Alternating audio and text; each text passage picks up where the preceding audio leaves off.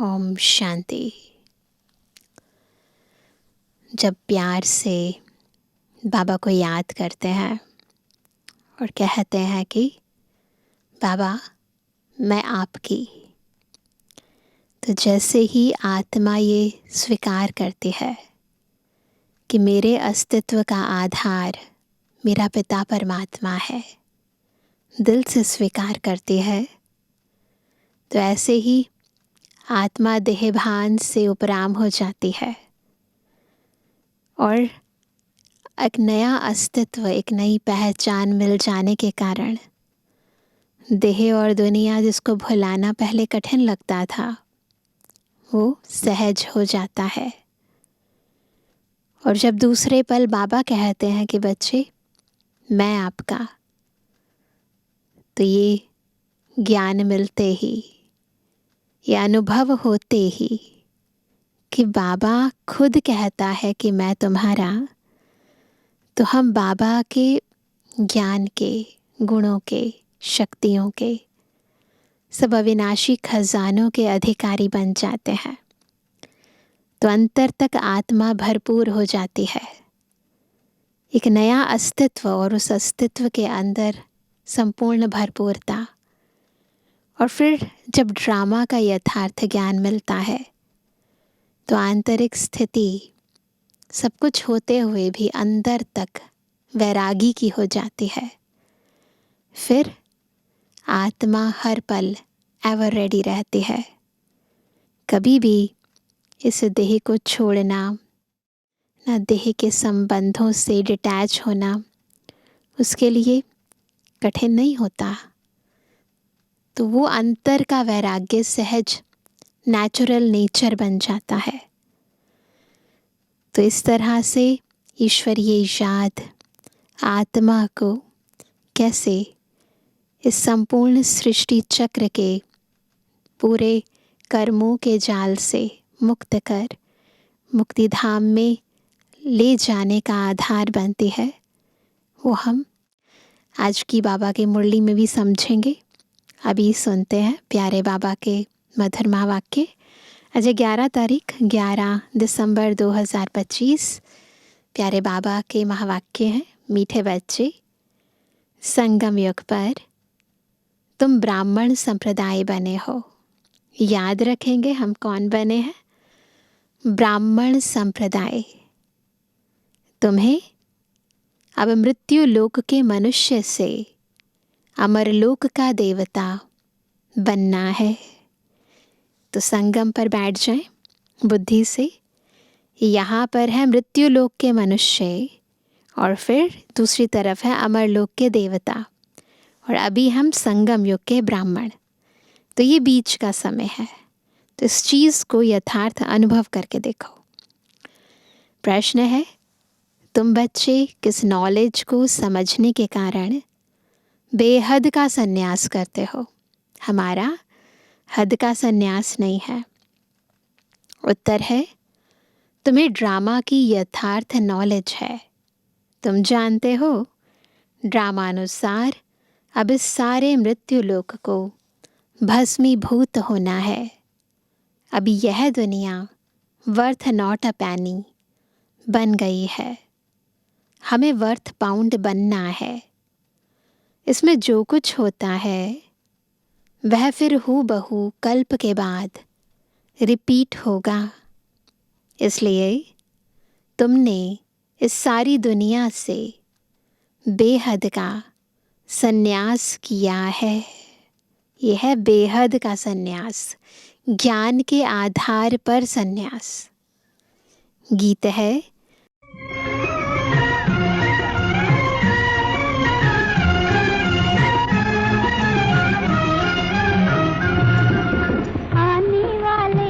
की तुम तस्वीर हो, नाज करेगी दुनिया तुम पर, दुनिया की तकदीर हो। आने वाले कल की तुम तस्वीर हो, नाज करेगी दुनिया तुम पर, दुनिया की तकदीर हो। ओम शांति। बच्चों ने गीत की लाइन सुनी। आने वाला है अमर लोक, यह है मृत्यु लोक। अमर लोक और मृत्यु लोक का यह है पुरुषोत्तम संगम युग। अब बाप पढ़ाते हैं संगम पर। बिल्कुल अपने आप को देखो, यहाँ हम हैं, यहाँ हम थे, ये हमें बनना है। और जहाँ हम बैठे हैं वहीं पर परम शिक्षक शिव बाबा आकर हमें पढ़ा रहे हैं, आत्माओं को पढ़ाते हैं। इसलिए बच्चों को कहते हैं आत्म अभिमानी हो बैठो। यह निश्चय करना है, हमको बेहद का बाप पढ़ाते हैं, ये निश्चय करना है। हमारी एम ऑब्जेक्ट यह है, लक्ष्मी नारायण या मृत्यु लोक के मनुष्य से अमर लोक का देवता बनना। ऐसी पढ़ाई तो कभी कानों से नहीं सुनी, न किसको कहते हुए देखा, जो कहे बच्चों तुम आत्म अभिमानी हो बैठो। कोई कहा किसी ने कभी भी? न किसी भी युग में किसी ने नहीं कहा कि आत्मा समझ के बैठो। यह निश्चय करो कि बेहद का बाप हमको पढ़ाते हैं। कौन सा बाप? बेहद का बाप, निराकार शिव। अभी तुम समझते हो हम पुरुषोत्तम संगम युग पर है। अभी तुम ब्राह्मण संप्रदाय बने हो, फिर तुमको देवता बनना है। पहले शूद्र संप्रदाय के थे, बाप आकर पत्थर बुद्धि से पारस बुद्धि बनाते हैं। पहले सतु प्रधान, जब पहले आए थे तो पहले सतु प्रधान पारस बुद्धि थे, अब फिर बनते हैं। ऐसे नहीं कहना चाहिए कि सतयुग के मालिक थे, है ना। सतयुग में विश्व के मालिक थे। वो तो युग है ना, युग के मालिक कैसे होंगे? सतयुग में विश्व के मालिक थे। फिर क्या हुआ? फिर 84 जन्म ले, सीढ़ी उतरते उतरते क्या हो गया? सतु प्रधान से सतो रजो तमो में आए हैं। पहले क्या थे? पहले सतु प्रधान थे तो बुद्धि कैसी थी? पारस बुद्धि थी, है ना। तो पहले सतु प्रधान थे तो पारस बुद्धि थे। फिर आत्मा में खाद पड़ती है, एलॉय पड़ती रहती है। मनुष्य समझते नहीं। बाप कहते हैं तुम कुछ नहीं जानते थे, ब्लाइंड फेथ था। सिवाय जानने के किसकी पूजा करना, वह याद करना, उसको ब्लाइंड फेथ कहा जाता है। किसी की भी पूजा जिसके बारे में आपको कुछ पता ही ना हो, है ना, ऐसे करना, इसे तो अंधविश्वास ही कहेंगे ना। और अपने श्रेष्ठ धर्म, श्रेष्ठ कर्म को भी भूल जाने से वह कर्म भ्रष्ट, धर्म भ्रष्ट बन पड़ते हैं। भारतवासी इस समय दैवी धर्म से भी भ्रष्ट हैं, है ना। इस समय क्या हालत है? जो हमारा देवी देवताओं का धर्म था, वो धारणाएं थी जिसमें दिव्य गुण हमारे अंदर व्याप्त थे, तो बाबा कहते हैं भारतवासी इस समय दैवी धर्म से भी भ्रष्ट है। तो अभी भ्रष्ट हो गया है। बाप समझाते हैं वास्तव में तुम हो प्रवृत्ति मार्ग वाले। वही देवताएं जब अपवित्र बनते हैं तब देवी देवता कह नहीं सकते। जब वाम मार्ग में जाते हैं, द्वापर युग में आते हैं, तो खुद को देवी देवता नहीं कह सकते। इसलिए नाम बदल हिंदू धर्म रख दिया है। यह भी होता है ड्रामा प्लान अनुसार। ये धर्म बदलना, देवी देवता धर्म से हिंदू धर्म में आ जाना, ये सब ड्रामा अनुसार होता है। सभी एक बाप को ही पुकारते हैं, कैसे? हे पतित पावन, आओ। वह एक ही गॉड फादर है जो जन्म मरण रहित है। ऐसे नहीं कि नाम रूप से न्यारी कोई चीज़ है।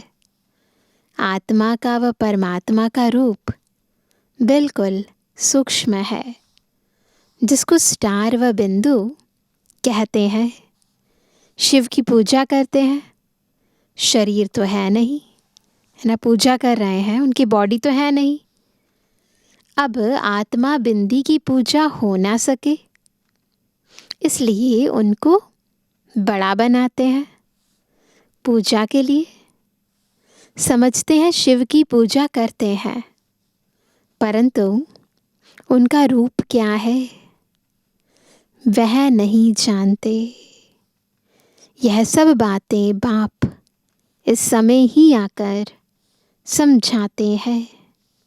बाप कहते हैं, तुम अपने जन्मों को नहीं जानते हो। 84 लाख योनियों का तो एक गपोड़ा लगा दिया है। अब बाप तुम बच्चों को बैठ समझाते हैं। अभी तुम ब्राह्मण बने हो, फिर देवता बनना है। कलयुगी मनुष्य है शूद्र। तुम ब्राह्मणों की एम ऑब्जेक्ट है मनुष्य से देवता बनने की। यह मृत्यु लोक पतित दुनिया है। नई दुनिया वह थी जहाँ यह देवी देवताएं राज्य करते थे। एक ही इनका राज्य था। यह सारे विश्व के मालिक थे। अभी तो तमो प्रधान दुनिया है, अनेक धर्म है। यह देवी देवता धर्म प्राय लोप हो गया है। देवी देवताओं का राज्य कब था, कितना समय चला, यह वर्ल्ड की हिस्ट्री, ज्योग्राफी कोई नहीं जानते। बाप ही आकर तुमको समझाते हैं। यह है गॉड फादरली वर्ल्ड यूनिवर्सिटी, जिसकी एम ऑब्जेक्ट है अमरलोक का देवता बनाना। इनको अमर कथा भी कहा जाता है। तुम इस नॉलेज से देवता बन काल पर जीत पाते हो। वहाँ कभी काल खा नहीं सकता। मरने का वहाँ नाम नहीं है ना। वहाँ पर अचानक से कभी कोई शरीर नहीं छोड़ता है। अभी तुम काल पर जीत पहन रहे हो। ड्रामा के प्लान अनुसार भारतवासी भी 5 वर्ष या 10 वर्ष का प्लान बनाते हैं ना। समझते हैं हम राम राज्य स्थापन कर रहे हैं। बेहद के बाप का भी प्लान है राम राज्य बनाने का। वह तो सब है मनुष्य। मनुष्य तो राम राज्य स्थापन कर ना सके। राम राज्य कहा ही जाता है सतयुग को। इन बातों को कोई जानते नहीं है। मनुष्य कितनी भक्ति करते हैं, जिस्मानी यात्राएं करती हैं, है ना। कितनी भक्ति करते हैं, तीर्थ यात्राओं पर जाते हैं तो जिस्मानी यात्राएं करते हैं। दिन अर्थात सतयुग त्रेता में इन देवताओं का राज्य था। फिर रात में भक्ति मार्ग शुरू होता है। जैसे ही बेहद की रात शुरू होती है तो भक्ति मार्ग शुरू होता है। तो रात में भक्ति मार्ग शुरू होता है। सतयुग में भक्ति नहीं होती है। ज्ञान, भक्ति, वैराग्य, यह बाप समझाते हैं। वैराग्य 2 प्रकार का है। एक है हठ योगी, निवृत्ति मार्ग वालों का। वह क्या करते हैं? वह घर बार छोड़ जंगल में जाते हैं। घर बार सब छोड़ देते हैं, रिश्तेदारों को छोड़ देते हैं, परिवार को छोड़ देते हैं और जंगल में चले जाते हैं। अब तुमको तो बेहद का संन्यास करना है, वहीं रहना है, पर बुद्धि का योग वहाँ नहीं लगाना है। सारे मृत्यु लोक का बाप कहते हैं यह सारी दुनिया भस्मीभूत होने वाली है। ड्रामा को बहुत अच्छी रीति समझना है। जो मिसल टिक टिक होती रहती है, जो कुछ होता है फिर कल्प 5000 वर्ष बाद हूबहू रिपीट होगा। इसको बहुत अच्छी रीति समझकर बेहद का संन्यास करना है। समझो कोई विलायत जाते हैं, कहेंगे वहाँ हम यह नॉलेज पढ़ सकते हैं। बाप कहते हैं हाँ, कहाँ भी बैठ तुम पढ़ सकते हो। इसमें पहले 7 रोज़ का कोर्स लेना पड़ता है। बहुत सहज है। आत्मा को सिर्फ यह समझना होता है हम सत्व प्रधान विश्व के मालिक थे, तब सत्व प्रधान थे, है ना। जब विश्व के मालिक थे, जब विश्व ही सत्व प्रधान था तो हम सत्व प्रधान थे। अब तमो प्रधान बन गए हैं। 84 जन्मों में बिल्कुल ही वर्थ नॉट अ पैनी बन पड़े हैं। अब फिर हम पाउंड कैसे बने, वैल्यू कैसे बढ़ाएं। वैल्यूज़ को धारण करने से पैनी से पाउंड बन जाएंगे। अब कलयुग है, फिर ज़रूर सतयुग होना है। बाप कितना सिंपल समझाते हैं। 7 दिन का कोर्स समझना है। कैसे हम सत्व प्रधान से तमो प्रधान बने हैं। काम चिता पर बैठ तमो प्रधान बने हैं। अब फिर ज्ञान चिता पर बैठ सत्व प्रधान बनना है। वर्ल्ड की हिस्ट्री ज्योग्राफी रिपीट होती है, चक्र फिरता रहता है ना। अभी है संगम युग, फिर सतयुग होगा। अभी हम कलयुगी विशियस बने हैं, सो फिर सतयुगी वॉइसलेस कैसे बने। उसके लिए बाप रास्ता बताते हैं, पुकारते भी हैं। हमारे में कोई गुण नहीं है, अब हमको ऐसा गुणवान बनाओ। कहते ना, मुझ निर्गुण हारे में कोई गुण नाही, आपे ही तरस परोई। जो कल्प पहले बने थे उन्हों को ही फिर बनना है। बाप समझाते हैं पहले पहले तो अपने को आत्मा समझो। आत्मा ही एक शरीर छोड़ दूसरा लेती है। अभी तुमको देही अभिमानी बनना है। अभी ही तुम्हें देही अभिमानी बनने की शिक्षा मिलती है। देही, मैं आत्मा देह की मालिक हूँ। और कौन सी आत्मा हूँ, स्वमान याद करेंगे। यही आत्मा के अभिमान है। क्या? मैं शांत स्वरूप, मैं गुण स्वरूप, मैं मास्टर ज्ञान सूर्य, मैं मास्टर सर्वशक्तिमान आत्मा हूँ और इन संपूर्ण कर्मेंद्रियों की मालिक हूँ। तो इस स्थिति में रहकर हर कर्म करना है। तब कहेंगे देही अभिमानी। ऐसे नहीं तुम सदैव देही अभिमानी रहेंगे, नहीं। सतयुग में तो नाम शरीर के रहते हैं ना, नाम तो शरीर के ही होते हैं ना। लक्ष्मी नारायण के नाम पर ही सारी कारोबार चलती है। अभी यह है संगम युग। जबकि बाप समझाते हैं तुम नंगे यानी अशरीरी आए थे, फिर अशरीरी बन वापस जाना है। अपने को आत्मा समझ बाप को याद करो। यह है रूहानी यात्रा। तो पहले बाहर से मन बुद्धि को हटाओ, अपने को आत्मा समझो। बुद्धि में बस अपना निज स्वरूप हो और फिर बाबा को याद करो ऊपर। तो इसको कहेंगे रूहानी यात्रा। आत्मा अपने रूहानी बाप को याद करती है।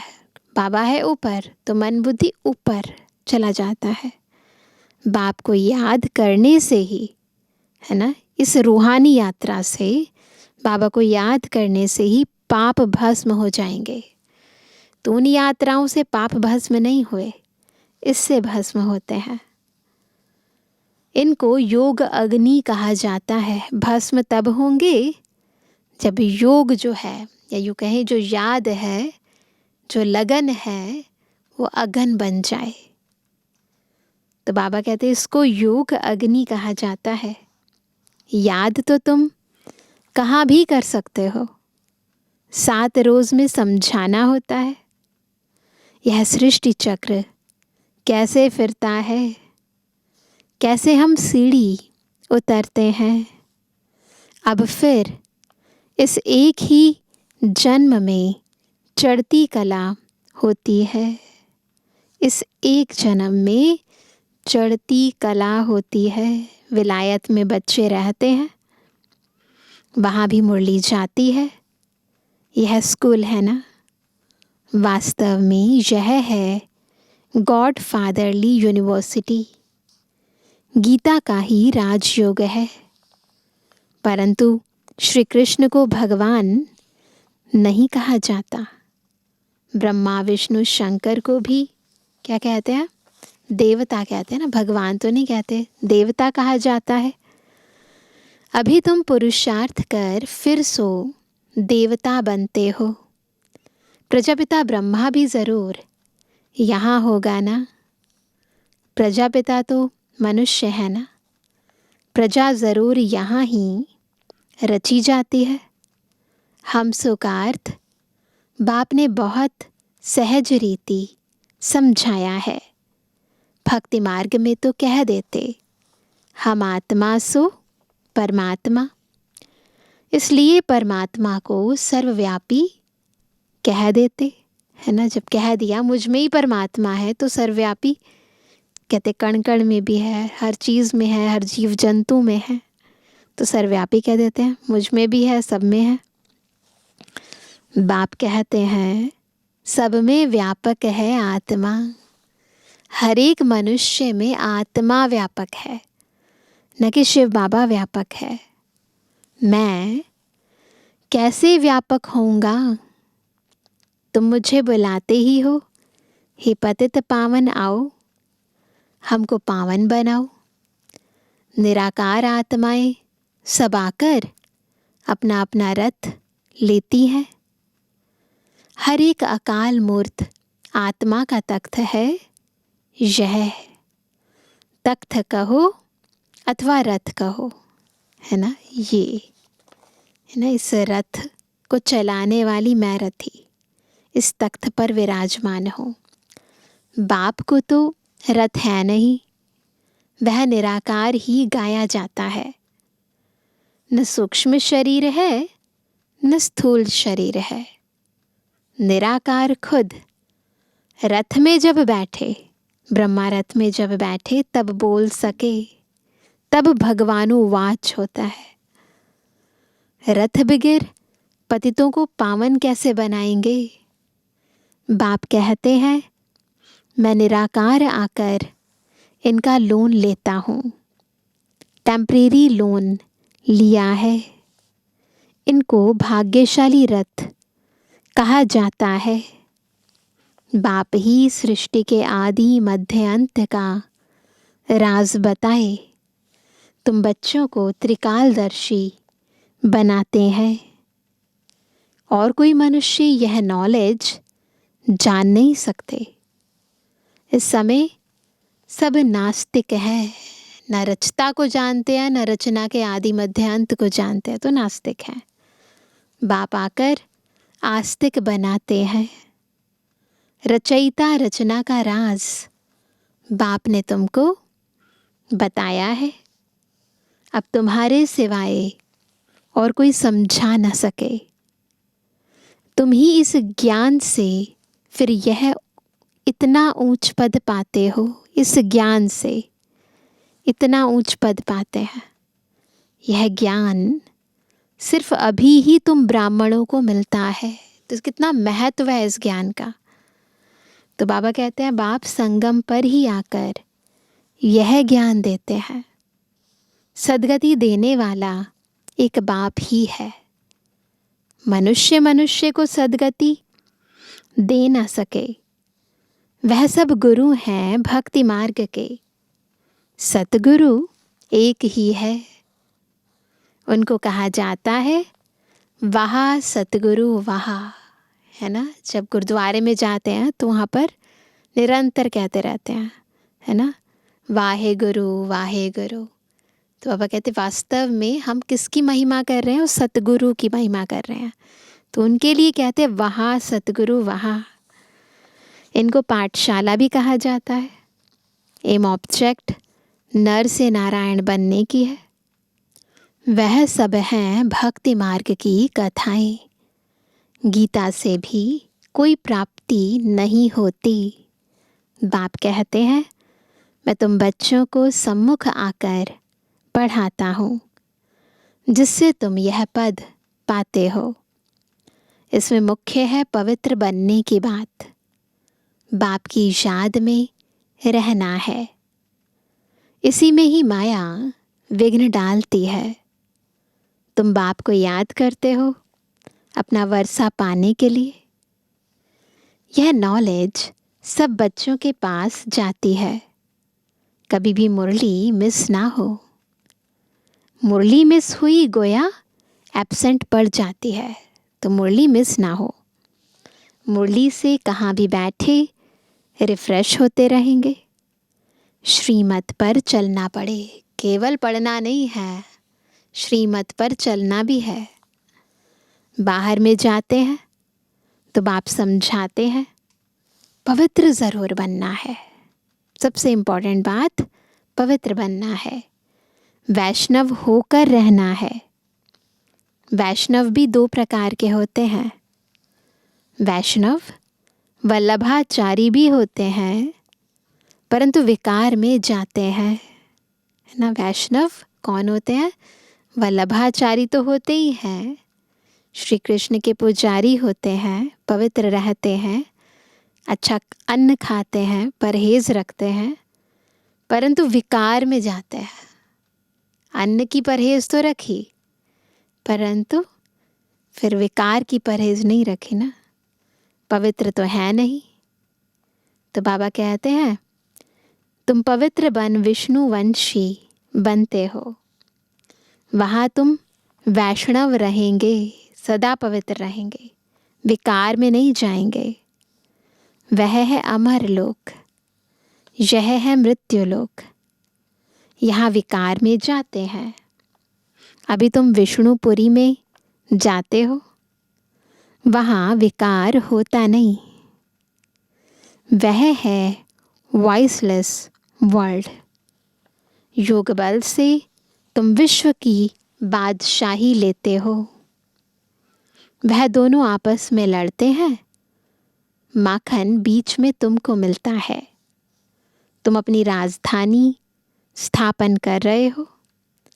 सभी को यही पैगाम देना है। छोटे बच्चों का भी हक है। शिव बाबा के बच्चे हैं ना, तो सबका हक है। सबको कहना है अपने को आत्मा समझो। माँ बाप में ज्ञान होगा तो बच्चों को भी सिखाएंगे, है ना। वो तो होता ही है। बच्चे वैसे भी माँ बाप को ही सबसे पहले कॉपी करते हैं। तो क्या सिखाएंगे? शिव बाबा को याद करो। सिवाय शिव बाबा के दूसरा न कोई। एक की याद से ही तमो प्रधान से सतु प्रधान बन जाएंगे। इसमें पढ़ाई बहुत अच्छी चाहिए। विलायत में रहते भी तुम पढ़ सकते हो। इसमें किताब आदि कुछ भी नहीं चाहिए। कहाँ भी बैठे तुम पढ़ सकते हो, बुद्धि से याद कर सकते हो। सब चीज़ें सूक्ष्म रीति हैं। यह पढ़ाई इतनी सहज है। योग अथवा याद से बल मिलता है। तुम अभी विश्व का मालिक बन रहे हो। बाप राजयोग सिखाकर पावन बनाते हैं। वह है हठ योग, यह है राजयोग। इसमें परहेज बहुत अच्छी रीति चाहिए। इन लक्ष्मी नारायण जैसा सर्वगुण संपन्न बनना है ना, खान पान की भी परहेज चाहिए। और दूसरी बात, बाप को याद करना है तो जन्म जन्मांतर के पाप कट जाएंगे। इसको कहा जाता है सहज राजयोग। राजाई प्राप्त करने के लिए अगर राजाई ना ली तो गरीब बन जाएंगे। श्रीमत पर पूरा चलने से श्रेष्ठ बनेंगे। भ्रष्ट से श्रेष्ठ बनना है, उसके लिए बाप को याद करना है। कल्प पहले भी तुमने ही यह ज्ञान लिया था जो फिर अब लेते हो। सतयुग में और कोई राज्य नहीं था। उसको कहा जाता है सुख धाम। अभी यह है दुख धाम, और जहाँ से हम आत्माएं आई हैं वह है शांति धाम। शिव बाबा को वंडर लगता है दुनिया में मनुष्य क्या क्या करते हैं। बच्चे कम पैदा हों उसके लिए भी कितना माथा मारते रहते हैं। पॉपुलेशन इंक्रीज़ ना हो जाए तो उसके लिए अनेक तरह की पॉलिसीज़, अनेक तरह के प्रतिबंध लगाते हैं। तो फैमिली प्लानिंग के बहुत सारे अलग अलग प्रोजेक्ट्स चलाते रहते हैं ताकि ज़्यादा बच्चे ना हो। पॉपुलेशन ऑलरेडी बढ़ चुकी है तो और ज़्यादा पॉपुलेशन ना बढ़े। पर असली में फैमिली प्लानिंग कौन करते हैं? शिव बाबा करते हैं। तो वह कहते बच्चे कम पैदा हों उसके लिए भी कितना माथा मारते रहते हैं। समझते नहीं, यह तो बाप का ही काम है। बाप झट एक धर्म की स्थापना कर बाकी सब अनेक धर्मों का विनाश करा देते हैं एक धक से। बस वो लोग कितनी दवाइयाँ आदि निकालते हैं पैदाइश कम करने के लिए, इतनी मेडिसिन्स निकालते हैं। बाप के पास तो एक ही दवाई है। एक धर्म की स्थापना होनी है, वह समय आएगा सब कहेंगे यह तो पवित्र बन रहे हैं, फिर दवाई आदि की भी क्या दरकार है। उन्हें भी वैराग्य आ जाएगा।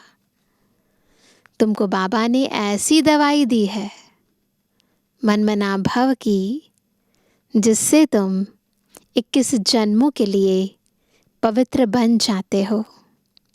अच्छा, मीठे मीठे स्वर से एबल आज्ञाकारी बच्चों पर माता पिता बाप दादा का याद। Good morning. रूहानी बच्चों की रूहानी बाप दादा को गुड मॉर्निंग, नमस्ते नमस्ते नमस्ते। धारणा के लिए मुख्य सार, पहला, पवित्र बनकर पक्का वैष्णव बनना है। खान पान की भी पूरी परहेज करनी है। श्रेष्ठ बनने के लिए श्रीमत पर ज़रूर चलना है। दूसरा, मुरली से स्वयं को रिफ्रेश करना है। कहाँ भी रहते सतप्रधान बनने का पुरुषार्थ करना है। मुरली एक दिन भी मिस नहीं करनी है। वरदान है स्व कल्याण के प्रत्यक्ष प्रमाण द्वारा विश्व कल्याण की सेवा में सदा सफलता मूर्त भव। स्व परिवर्तन से विश्व परिवर्तन, स्व कल्याण से विश्व कल्याण, है ना। तो अपना कल्याण करेंगे तो तेरे भाने सबका भला अपने आप हो जाएगा, तो हम सफलता मूर्त बन जाएंगे। जैसे आजकल शारीरिक रोग हार्ट फेल का ज़्यादा है, वैसे आध्यात्मिक उन्नति में दिल शिकस्त का रोग ज़्यादा है। यहाँ पर लोग दिल शिकस्त हो जाते हैं, डिसहार्टेंड हो जाते हैं। ऐसी दिल शिकस्त आत्माओं में प्रैक्टिकल परिवर्तन देखने से ही हिम्मत व शक्ति आ सकती है। सुना बहुत है, अब देखना चाहते हैं। प्रमाण द्वारा परिवर्तन चाहते हैं, तो विश्व कल्याण के लिए स्व कल्याण पहले सैंपल रूप में दिखाओ। विश्व कल्याण की सेवा में सफलता मूर्त बनने का साधन ही है प्रत्यक्ष प्रमाण। इससे ही बाप की प्रत्यक्षता होगी। जो बोलते हो वह आपके स्वरूप से प्रैक्टिकल दिखाई दे, तब मानेंगे। तो बाबा क्या चाहते हैं? केवल हम ज्ञान सुने नहीं, सुनाए नहीं, अपितु ईश्वरीय ज्ञान का प्रैक्टिकल स्वरूप बने। उसी से प्रत्यक्षता होगी। तो ईश्वर को, भगवान को प्रत्यक्ष करने का आधार है अपने कर्मों से बाबा को प्रत्यक्ष करना। हमारा प्रत्यक्ष जीवन ही बाबा को प्रत्यक्ष करेगा। स्लोगन है, दूसरे के विचारों को अपने विचारों से मिलाना, यही है रिगार्ड देना। आज का व्यक्त इशारा, अब संपन्न व कर्मातीत बनने की धुन लगाओ। कर्मातीत बनने के लिए चेक करो कहाँ तक कर्मों के बंधन से न्यारे बने हैं। लौकिक और अलौकिक, कर्म और संबंध, दोनों में स्वार्थ भाव से मुक्त कहाँ तक बने हो चेक करो। स्वार्थ तो नहीं है। जब कर्मों के हिसाब किताब व किसी भी व्यर्थ स्वभाव संस्कार के वश होने से मुक्त बनेंगे, है ना, किसी चीज़ के अंडर नहीं है हम, कोई चीज़ हमें कंट्रोल नहीं कर रही है, तब कर्मातीत स्थिति को प्राप्त कर सकेंगे। कोई भी सेवा, संगठन, प्रकृति की परिस्थिति, स्वस्थिति व श्रेष्ठ स्थिति को डगमग न करे। इस बंधन से भी मुक्त रहना ही कर्मातीत स्थिति की समीपता है ना। ये सारे जितने भी बंधन हैं, इन सब से मुक्त रहना ही कर्मातीत स्थिति की समीपता है। तो खुद को चेक करते रहो कितना हम कर्मातीत स्थिति के समीप पहुँचे हैं। अच्छा, ओम शांति।